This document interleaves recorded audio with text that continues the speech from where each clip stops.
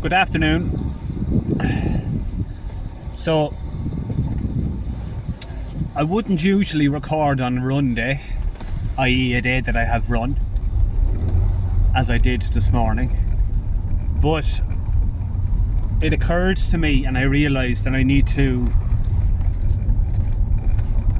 increase my efforts at getting out and going into places. So I realised that even on the days I ran, while running in itself is an exposure and a challenging activity mentally and physically, I need to run those days as well. The only day I give myself an out is the day I do a 10k. If I want, I can go drive, but I don't put pressure on myself to drive.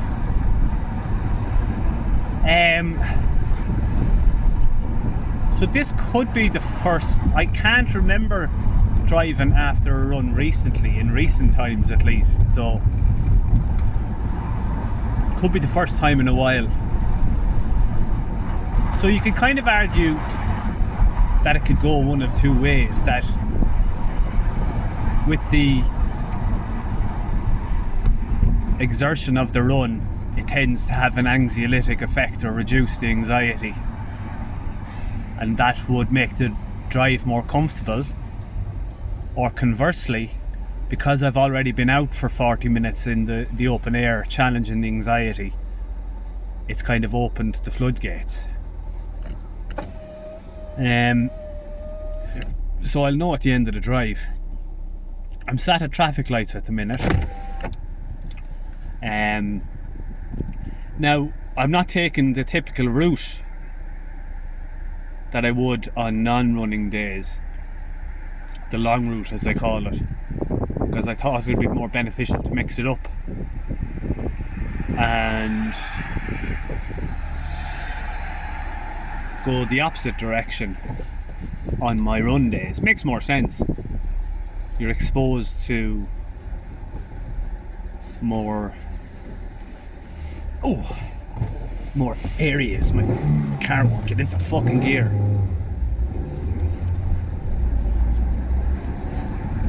God, I miss my fucking Subaru. Anyway, through the lights, no panic. So today's the last day of January, and I did an 80 kilometre charity challenge where I ran 80 kilometres in January. So I did the last 5k today. So that's 11 or 12 runs in total. And I don't know the hours, but a significant amount of time. So in spite of all that time and practice, I'm not talking about the physical component of it, I'm talking about the mental anxiety component, being out in the open with agoraphobia. In spite of a full month of having done that, 80 kilometres worth,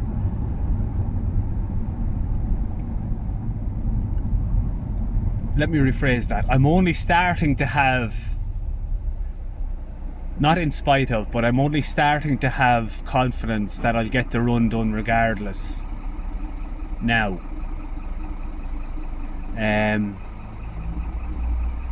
Now that challenge is over and I have to self-motivate going forward, which will be a challenge in itself. But I suppose my main point was that it took a month of consistent practice before I knew that regardless of how high the anxiety was, that I would do the activity, in this case the run.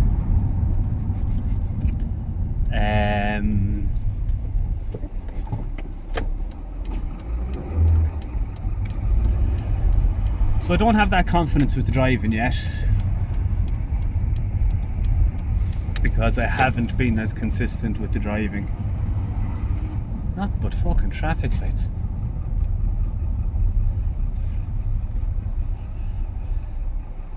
Now, I just got a slight spike in anxiety because I became aware of all the traffic lights.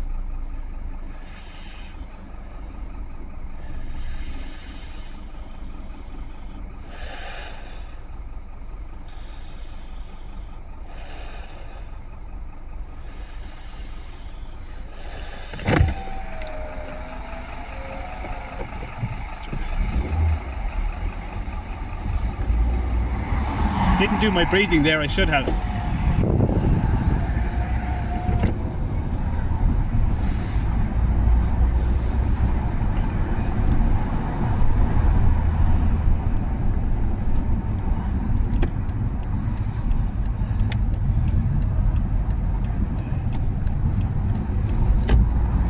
Definitely a sense of being in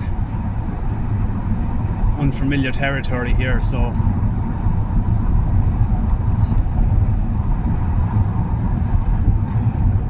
I had it in my head to go a particular distance today. Now I suppose the only problem is fuck it.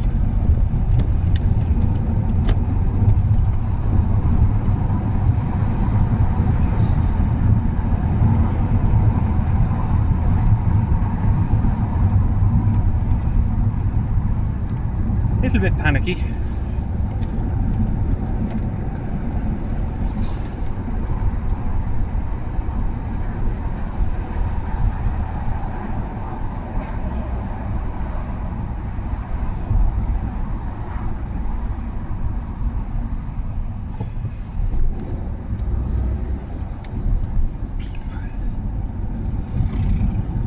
Now, do I go left or do I go the longer distance?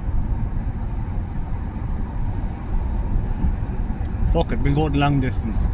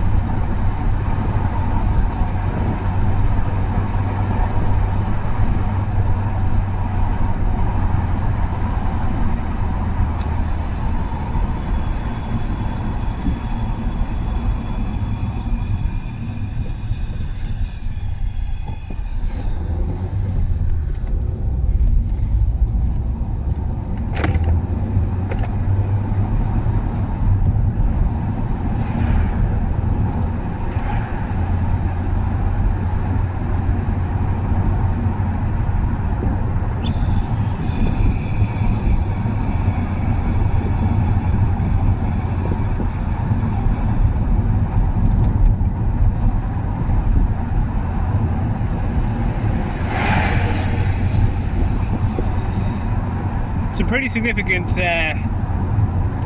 we'll say some moderate to high anxiety.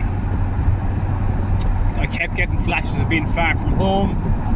I kept getting flashes of being hyper aware of reality and existence, which is the crux of my anxiety.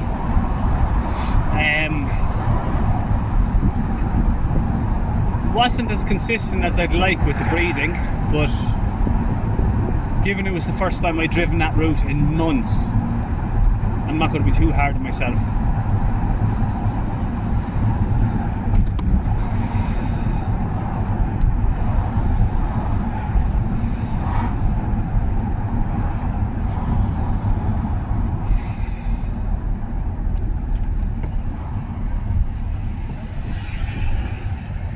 So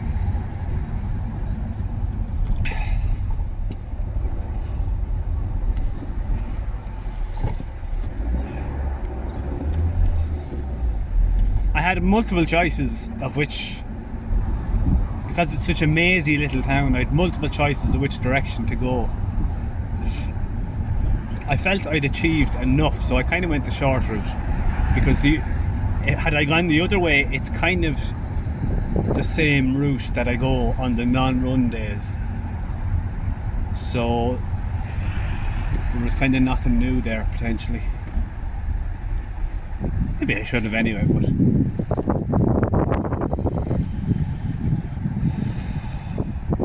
I think it was a good idea to mix it up today, because that was completely challenging in a new way.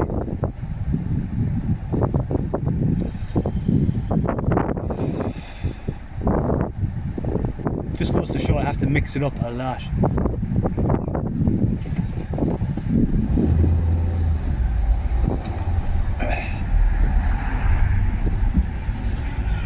There's a statue of St. Bridget and the beautiful mural. Anyway, I'm going off into local history. The anxiety work is done. I'm going to the shop, but as I said before, I don't need to record that anymore.